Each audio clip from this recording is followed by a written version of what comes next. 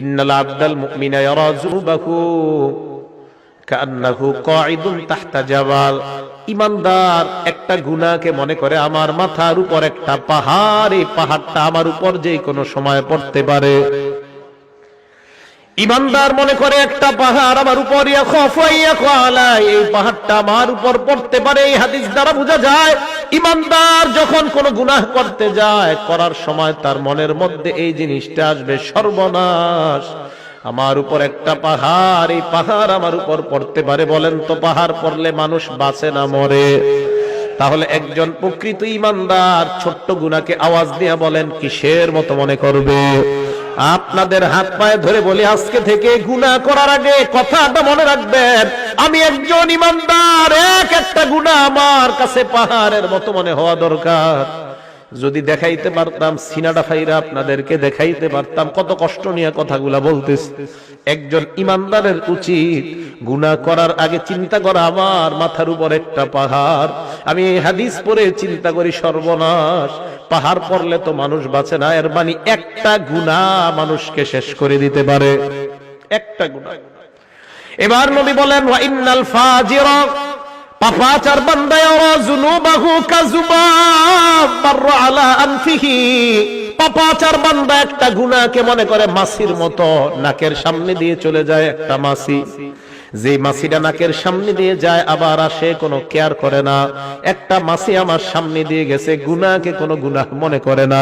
পাপাচার বান্দা গুনাহকে গুনাহ মনে করে না, গায়ে হলুদের অনুষ্ঠান করে কিছু মনে করে না, সাউন্ড বক্স বাজায় গান বাজায় কোনো কিছু মনে করবে না, বিশাল বড় বড় গানের পার্টি করবে কিছু মনে করবে না। তার কাছে মনে হবে একটা মাছির ডানা আমার সামনে দিয়ে যায় আবার আসে। বলেন তো যদি ঈমানদার হয় ওই গুনাহ কিসের মতো মনে হবে? মনে থাকবে নি? এবার শোনেন, নবী বলেন যদি গুনাহ হয়ে যায় আল্লাহর কাছে তওবা করো, আল্লাহ তোমার জিন্দেগীর গুনাহগুলো মাফ করে দিবেন। হাদিসের মধ্যে নবী উদাহরণ দিয়ে বুঝায়, লাল্লাহু আফরাহু বিতাওবাতি আবদিহি মিন রাজুল নাযালা মানজিলাত ওয়া বিহি মাহলাকা। কোন বান্দা একটা সফরে বের হয়, বের হওয়ার পর ওই বান্দা সফর করতে করতে অনেক দূর যায়, যাওয়ার পর হঠাৎ বান্দা এক জায়গায় বিশ্রাম নেওয়ার জন্য সফর বিরতি দেয়। হঠাৎ আশেপাশে তাকায় দেখে কোনো মানুষ নাই, ঘর নাই, ঘর বাড়ি কিছু নাই, যেই কোনো মুহূর্তে তার উপর কোনো হিংস্র প্রাণী আক্রমণ করতে পারে, অথবা কোনো ডাকাত দল তার উপর আক্রমণ করতে পারে।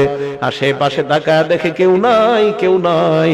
এবার ওই বান্দা, তার সাথে তিনটা জিনিস আছে। এক নাম্বার মাহু রাহিলা, তার সাথে আছে তার বাহন, বাহন।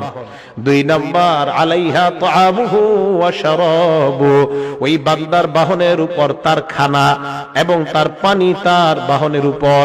শুনেন, এক ব্যক্তি সফরে বের হয়, বের হওয়ার পর যাইতে যাইতে হঠাৎ এমন একটা জায়গায় যাত্রা বিরতি দেয়, যেই জায়গায় যাত্রা বিরতি দেওয়ার পর আশেপাশে তাকায় দেখে কেউ নাই, যেই কোনো মুহূর্তে তার জীবনটা চলে যাওয়ার আশঙ্কা। এমন একটা ভয়ঙ্কর মুহূর্তে ওই বান্দা এবার তার সাথে মাত্র তিনটা জিনিস, ওয়াবিহি মাহলাকা, প্রাণ নাশের আশঙ্কা, মাহু রাহিলা, তার বাহন আছে, খানা আছে, পানি আছে, আর কিচ্ছু নাই। বান্দা চিন্তা করলো একটু ঘুমায় নেই, ঘুম থেকে ওঠার পর আবার সফর শুরু করব।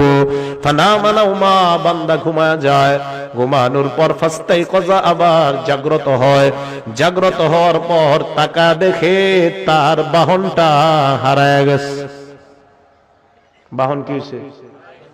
হারায় গেছে। বুখারী শরীফের হাদিস। এখন বলেন তো বাহনের সাথে কি ছিল? খানা পানি ছিল, তাহলে সব গেছে। ফাশতাদ্দাল হাররু ওয়াল আতাশু, প্রচন্ড গরম আবার প্রচন্ড পিপাসা, পানি কই? হ্যাঁ, চলে গেছে। বান্দা চিন্তা করে সর্বনাশ, আমি আমার বাহন হারিয়ে ফেললাম, খাবার হারিয়ে ফেললাম, পানি হারিয়ে ফেললাম, কি করা যায়? বান্দা চিন্তা করে আবার যদি ঘরে ফিরে যাই সম্ভব না, যদি আমি আবার আমার গন্তব্যের দিকে রওনা হই তাও সম্ভব না, কারণ খানা পানি বাহন কিছুই নাই। এবার বান্দা আল্লাহর উপর ভরসা করে চিন্তা করে এই জায়গায় ঘুমায়া যাই, যেন ঘুমের মধ্যে আমার মরণ হয়ে যায়। পিছনেও যাবো না, সামনেও যাবো না। বান্দা ঘুমায়া যায়, শোনেন, বান্দা ঘুমায়া যায়, ফাস্তাইকাযা, ঘুম থেকে জাগ্রত হয়, হঠাৎ হওয়ার পর দেখে তার বাহন খানা পানি নিয়ে উপস্থিত হয়ে যায়। হাদিসটা বুঝছেন? হাদিসটা বুঝছেননি সবাই? কিছু কয় না, বুঝছেননি? আচ্ছা, এই যে বাহন আসলো, খানা আসলো, পানি আসলো, বান্দা যে হারাইলো, হারানোর পর আবার ফিরে পাইলো, কেমন খুশি? অনেক খুশি না? নবীজি বলেন এত খুশি হয় বিশিদ্দাতিল ফারহি, খুশির অতি সহ্যে, গ্রাম্য বাংলায় কই খুশির ঠেলায়। কি কয়? খুশির ঠেলায় আল্লাহরে কয় আল্লাহুম্মা আনতা আব্দি ওয়া আনা রাব্বুকা, আল্লাহ আপনি আমার গোলাম, আমি আপনার রব।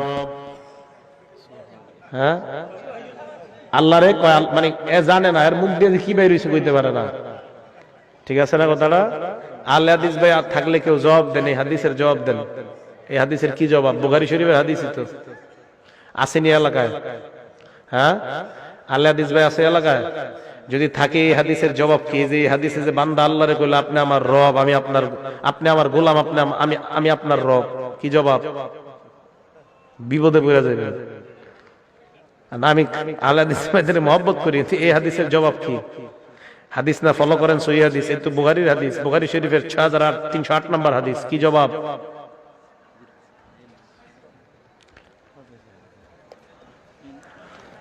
এর মানে বোঝা যায় বান্দার মাথা ঠিক ছিল না, আল্লাহরে কি বলছে বান্দার মনে নাই। বান্দা আল্লাহরে খুশির ঠেলায় বলছে আল্লাহ আপনি আমার গোলাম, আমি আপনার রব। নবী বলেন এই বান্দা হারিয়ে যাওয়া, হারিয়ে যাওয়া বাহন ফিরে পাওয়ার পর যে পরিমাণ খুশি হয়, একজন বান্দা গুনাহ করার পর তওবা করলে এর চাইতে কোটি গুণ বেশি আল্লাহ খুশি হয়ে যায়। আল্লাহ এত খুশি হয় বান্দা গুনাহ করে তওবা করে আল্লাহর কাছে। তাহলে বলেন আজকে থেকে আমরা ওয়াদাবদ্ধ, গুনাহ করার পর কাউকে বলবো না, বলবো একমাত্র একজনকে। আওয়াজ দিয়ে বলেন তিনি কে? আল্লাহ তুমি আমার হাত দিলা, পা দিলা, চোখ দিলা, মাবুদ কত গুনাহ করলাম, চোখের মাধ্যমে, হাতের মাধ্যমে, পায়ের মাধ্যমে। আল্লাহ আমার সন্তান যদি কষ্ট পায়, আমি কষ্ট পাই, মাবুদ আমিও গুনাহ করলে তুমিও তো মনে হয় এরকম কষ্ট পাও, কারণ তুমি না আমারে কত মায়া করে বানাইলা। আল্লাহ না আমারে আপনারে মায়া করে বানাইছে। আপনার ছেলে কষ্ট পাইলে আপনার কত কষ্ট লাগে, তো আল্লাহ আমারে আপনারে বানাইছে। এই হাতটা দিয়ে যখন গুনাহ, আল্লাহ বান্দা এই হাতটা তো গুনাহ করতে দেই নাই।